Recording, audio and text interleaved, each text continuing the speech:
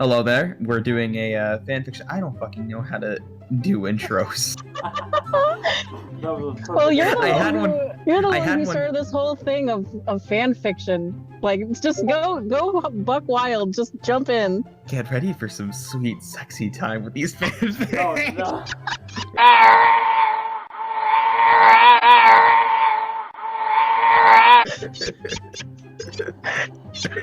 They're all about to be mentally Oh scarred. man, I'm Oh, gonna need man. to take a long, cold shower after this. I'm gonna need you to bust a nut up in this interview no. because we're gonna get down and dirty. What did he say? Alright, so let's just, why don't you introduce yourself? Okay. My name is Leo Maris. I am a member of this wonderful community. Many people know me as the matron of the Omerta Hotel. I'm part of the House of Mortem. Yeah, that's me. So, Like, the first submission we have. No. Okay, I'm gonna read this. I'm gonna read this. No. Right? Now is a bad time to mention I hate hearing my own writing read out. Oh god. So this is great So- for me. Alright, so this is the first work right here, made by Leo Mars. Do you want to add anything before I start reading this? I mean, I put an author's note at the very beginning. That is what I want folks to read and hear. I'm before high it- as fuck. Why am I doing this? Yeah, this gives a lot of confidence. This gives a lot of confidence to the rest of it. Confidence and context of why this is a thing. Look, I am blunt. That is all I say. I am not sorry. Good.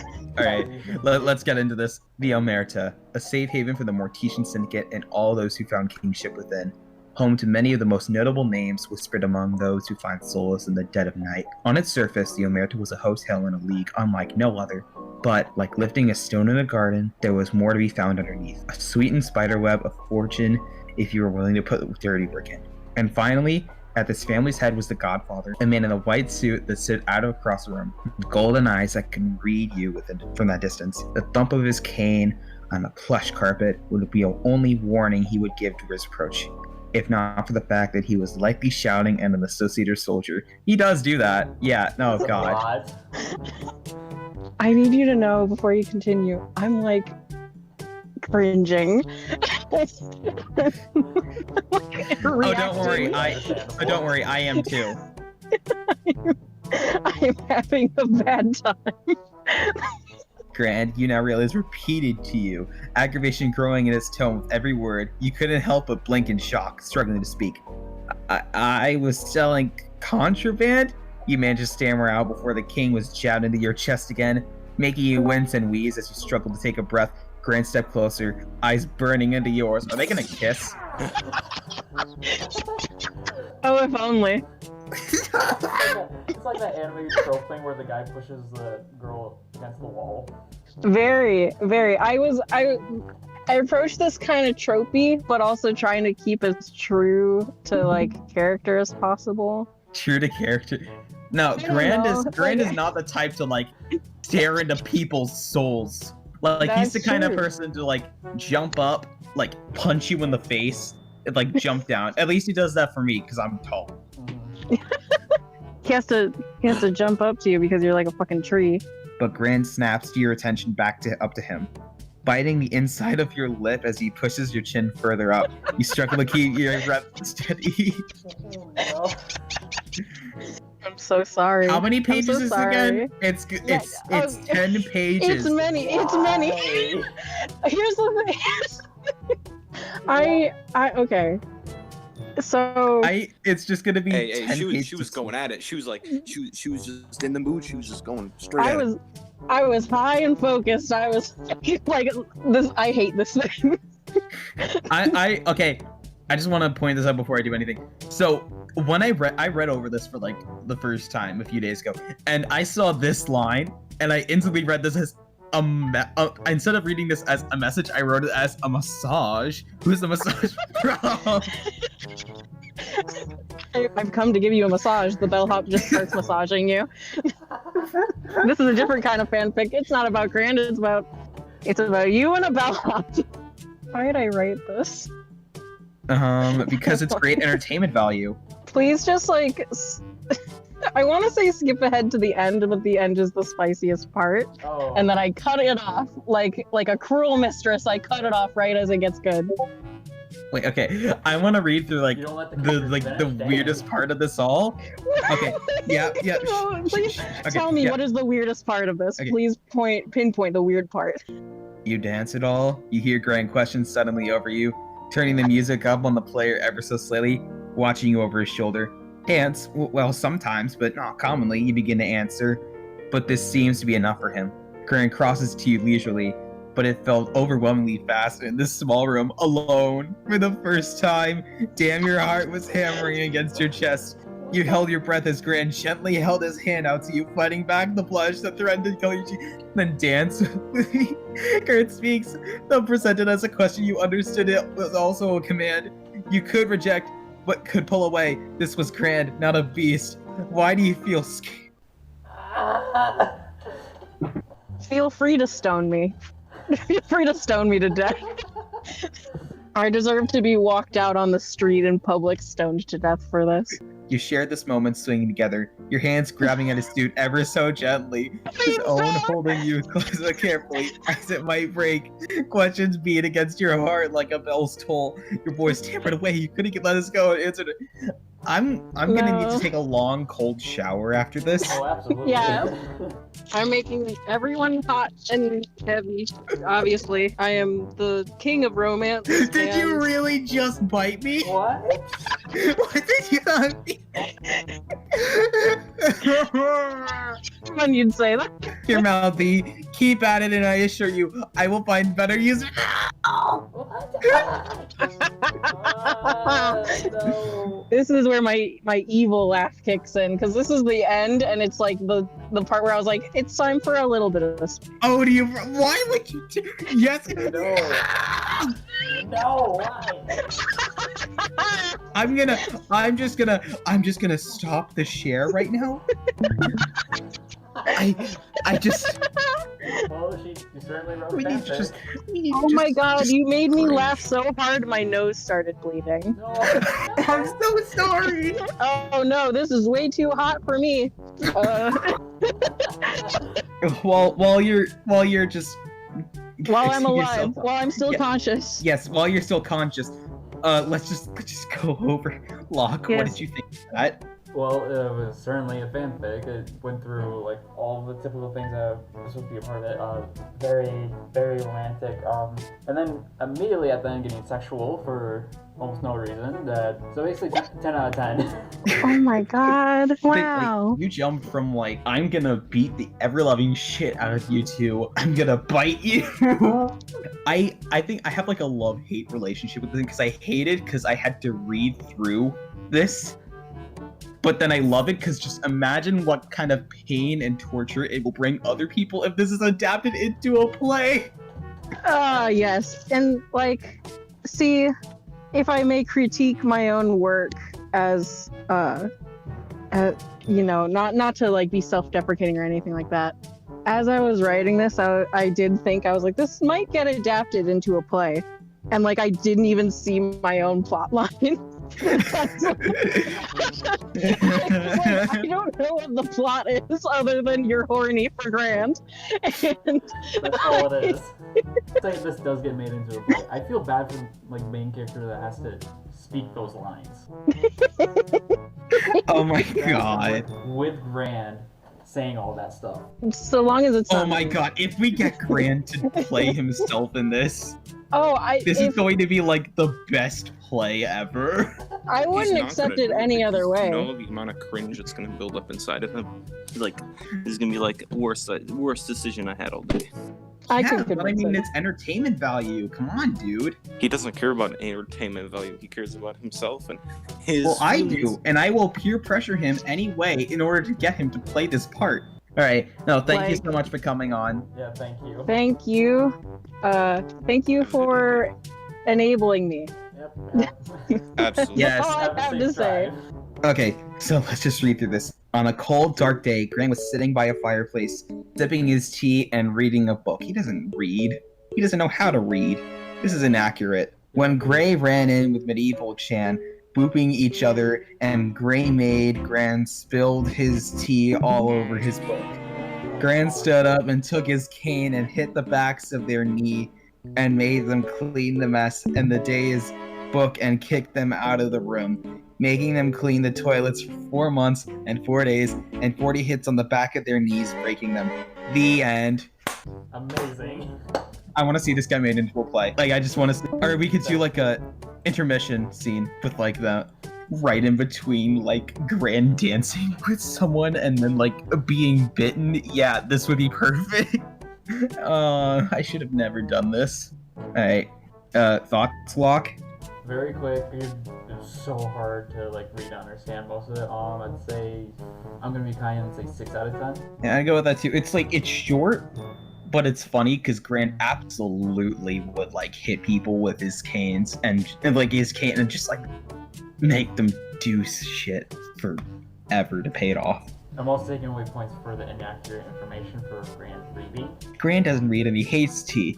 He likes alcohol, like any man. Exactly. Inaccurate, 0 out of 10. Let's move on.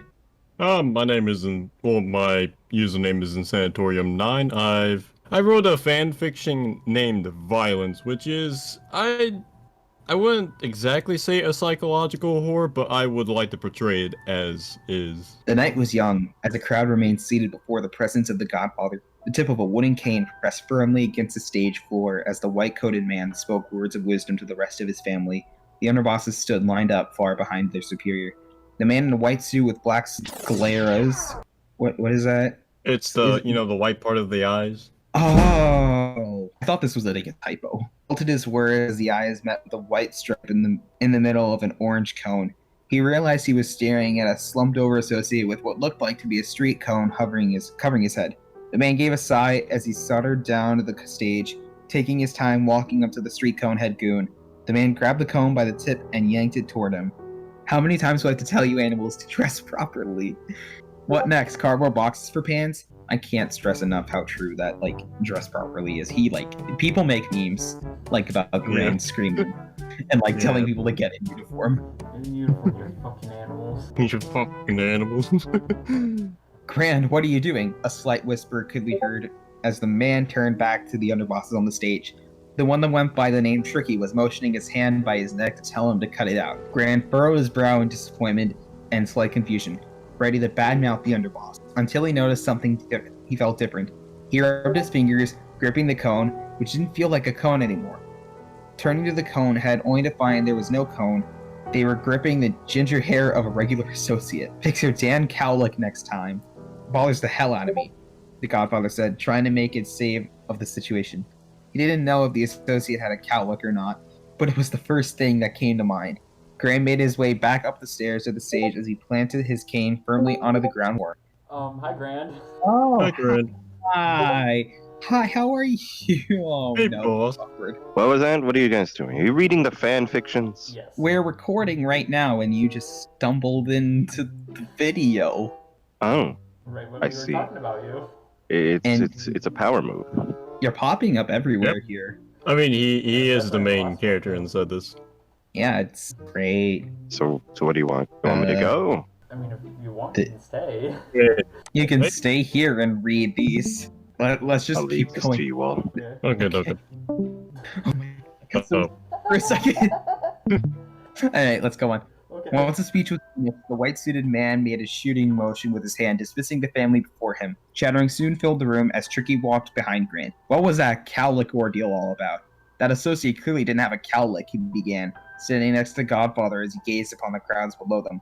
Tricky, you see that one just sitting in the back row? Describe him for me, Grant finally responded, not taking his eyes off the white stripe and the orange cone. The one over there? Black hair, gray eyes, black and red suit, looks just like the others. The underboss responded, leaning his head over to make sure he was looking at the same associate Grant was eyeing. That's what I thought. Grant tossed his cane up and grabbed it by the two in the middle, walking down the stairs as he shut his eyes for a second or two. He opened them once more, looking back at the conehead associate. The cone followed his gaze, turning ever so slightly as Grant made his way down the stage. Grant closed the door behind him firmly as he entered his office, giving a sigh with downwards tilt of the head. The conehead associates were still on his mind. I better not be going crazy. Not this early in life, at least. the Godfather said to himself as he walked over to his desk and sat down. Reaching over and picking up the phone, Grant brought the speaker to his ear. Yeah? Send him in. Samuel, what trash have you placed upon my foundation? Grant asked, looking down at the sheets of paper, sliding some over with the tip of his fingers. There are the profiles of the hitmen and the bodyguards you ordered me to have secure the area around Babylon for today. The underboss replied, placing a cigar in their mouth. I remember ordering you to do such a thing. The Godfather began to speak as smoke started to rise towards the ceiling, giving each of the papers a puzzled look. When did I give you this order? Grant said as he looked up from the papers. He was suddenly greeted by a clouded face screaming at him in agony for the rising pitch-black smoke. The Don immediately reacted with reaching under him and firing a rifle from under the desk, sending Sarex flying out of his chair, his body crashing into a wall and falling limp. Oh, Jesus. The door immediately opened after the gunshot. Tricky bursted in and glanced around, immediately noticing Samrix's body. He turned to Grand with an infuriated expression as he started to approach the Godfather. What the hell, Grand? Tricky yelled, picking up the pace as he quickly walked over to Grand. The two were spouting and yelling at each other non-stop until they were both silenced by the cocking sound of two guns. What the hell? Yeah, that's my exact question. I'm so confused right now. Good. No, I mean, maybe I shouldn't say good, but... Tell me what the hell is going on already. To be completely honest, I haven't the slightest clue. But my guess is that we're going to be defending ourselves against members of our own family. What about that apple? Can't you just flash it around and make people stop? That's the thing. Samrix broke out of the control hut somehow. So we're all just being controlled. That would be surprising. You just said a room filled with several bloodied associates laying about. In the middle was an underboss Heat. He had his hands tied behind his back as he repeatedly slammed his helmet into the bodies of the bloodied associates, till they were nothing but piles of mush. It was like watching a chicken peck feed on the ground. A room filled with humanoid creatures made of millions of smaller humanoid creatures. The creatures kept punching itself violently in the face, each punch scattering the smaller humanoids, which quickly caught up and ran back to climb the bigger human. What am I reading? What the fuck? It's supposed to portray symbolism. I don't see the symbolism of heat like Literally. Well, maybe heat. I understand heat. I mean, that's just directly violence. That's just direct interpretation. That's just directly. Of violence. There's no symbol. You just wanted to have heat like just be incredibly violent. I mean, like, I was thinking, like, what could I make Heat do that seems violent? I wonder if he could bash his helmet against people's skulls. I don't know. Jesus. I mean, like, each room is supposed to portray violence in a certain way, either symbolically, directly, or in metaphorically. Hey, can we stick around for a little? Both the original Tricky and alternate Grant. What? What? This part, I just kind of included it for fun. Basically, before the door immediately slammed shut. It's basically like they're about to open the door, but instead they're greeted with what seems to be Tricky and Grand swapping places in terms of power and personality and position. So it's like they're going through a bunch of alternate universes. I don't know if it's just the fact that I've lost my like sanity from reading fan fictions, or it's just that I'm just this, I guess, brain dead. Violence. Oh my god, he said it. He said the title. We did it, guys. We can go home. Come on, let's go. We can end this. We're done. We don't have to do this. We did it. We did it. You don't have to go through this anymore. Oh my god, we're done. We're done. For now, but no, that was thoughts on that. That was really good. Like I liked the like the whole aspect of it being super surreal. Like I had no idea what was going on, and I really liked it. I liked killing all the underbosses that weren't me, so I'm happy with that. Yeah, it was a really good story. It definitely shows like how easily Brand was starting to lose his sanity during all that, more than he already has. I definitely lost track of what was going on through like half of that, but other than that, it was still a really good story. Yeah, it was mind-boggling, but like I don't know how to like describe it. Like I had no idea what was going on, but like good. That's what I aimed for. That's what I kind of aimed for. Thank you so much for coming in, Sand. We'll let you know if you want or not. Okay. Thank you. So now we have like a decision to make. Yeah, between like two really good stories, and how are we supposed to decide this? We'll have to consider things now for like, I guess like if this were to be adapted into a play or something like that. I have no experience with this kind of stuff, so I'm just gonna go my way. So I'm just gonna go over like pros and cons of having each one of these stories this way. So pros of having Leo Mars' story is that, I mean, we get to see Grand act and bite someone, so that's like the best pro ever. It was a great story, it was really funny, but just like, how would people and most likely Grand react to like having that happen? I don't know. We'd probably have to like censor a lot of what goes on in that story. Yeah, then there's Insanatorium's which was really good too. I love psychological horror. And this one did its job very well of like, I liked it, but I had no idea what the hell was happening. It was just like a fucking trip, and the whole time I was just like, what Yeah, I was on acid that entire fanfiction.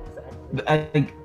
I thought, but then you get into the other thing of how in the world are we gonna like adapt? How in the world would someone adapt that into a whole play thing? Because then that'd be a mix of we'd have to get a lot of avatars for that, and then do like the weird cone head thing.